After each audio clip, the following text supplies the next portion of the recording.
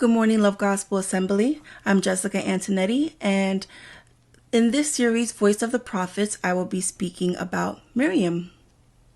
I will just quickly touch on two lessons that we can learn from her life. First, you have purpose in the midst of hardship.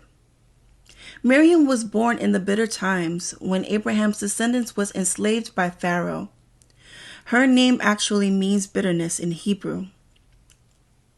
Despite her being born in such harsh times, God would use this young woman to be such a huge asset to the deliverance of his people. We see this in Exodus chapter 2, verses 4 through 10, where she watches over her baby brother in the Nile, and when he was found by Pharaoh's daughter, she bravely approached her and cleverly arranged for her baby brother to be nursed by their mother. Her quick wit as a young girl helped change the course of Israel's history by protecting its greatest spiritual leader. As Moses goes on to live with Pharaoh's daughter as her adopted son, Miriam goes on to live a life in slavery. But a life in slavery did not extinguish her faith, her spirit, or her talents. And if I were to guess, anybody who was around Miriam may have witnessed her strength and her faithfulness during their time in captivity. This time only prepared her to step into a role that God would position her, and that role was a role of leadership. So we see in Exodus chapter 15, verse 20, where it says, "Then Miriam the prophetess, Aaron's sister, took a tambourine in her hand, and all the women followed her with tambourines and dancing." This is major because Miriam is the first woman to ever bear this title, and it shows that she is considered to be the first worship leader of the Bible, demonstrating that we're called to offer praise and thanksgiving. The second lesson we can take from her life is that God takes leadership seriously. So we fast forward to where Miriam is established in her role as a prophet. She is a woman of influence. She is head of the women's ministry. She is a worship leader. And some biblical scholars say that she taught the Torah to women as Moses did with the men. According to Micah chapter 6, verse 4, Miriam is clearly seen as one of the key leaders among God's people at this definitive stage of Israel's history. But we also see in the next mention of her that she learns a very important lesson in the topic of leadership. In Numbers chapter 12, verses 1 through 6, in this event, Miriam and Aaron challenged Moses' authority. The Bible said that they took issue with the fact that Moses was married to a foreigner. If this complaint had been their true concern, they would have brought it to Moses in a proper setting instead of criticizing him openly.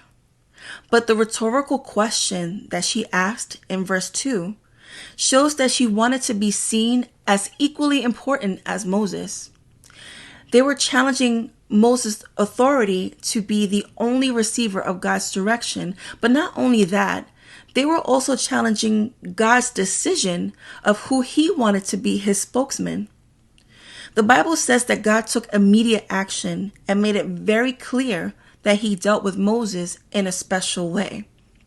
He was angry with both Aaron and Miriam, but when God left, Miriam was the only one who was struck with leprosy. And at the sight of his sister, Aaron repented and pleaded for her to be healed. And in turn, Moses also pleaded with God for her to be forgiven and healed. And at first, I couldn't understand why God dealt with Miriam more harshly than Aaron, since he was also involved. But it could have been because she was the ringleader in this event. She used her influence to try to gain more power than she was assigned. Scholars believe that Miriam's leprosy was viewed by the Hebrew people as a confirmation that Moses was chosen by God to be the leader of the Israelites. And that even though Miriam and Aaron had important roles in that time, they were subservient to Moses. The Bible says that Miriam was sent out of camp, but was later accepted back after 7 days. And that's significant because the number 7 is the number of completeness and perfection, both physical and spiritual. So 3 things to consider. 1 is that God is intensely strict with spiritual leaders. Whatever role God has called you to take on, take the time to understand it and give him glory no matter how big or small the position is. 2, consider the motives of your own heart before critiquing someone else. And lastly, use your godly influence to build up, not tear down. Thank you, Love Gospel. God bless you and have a wonderful day.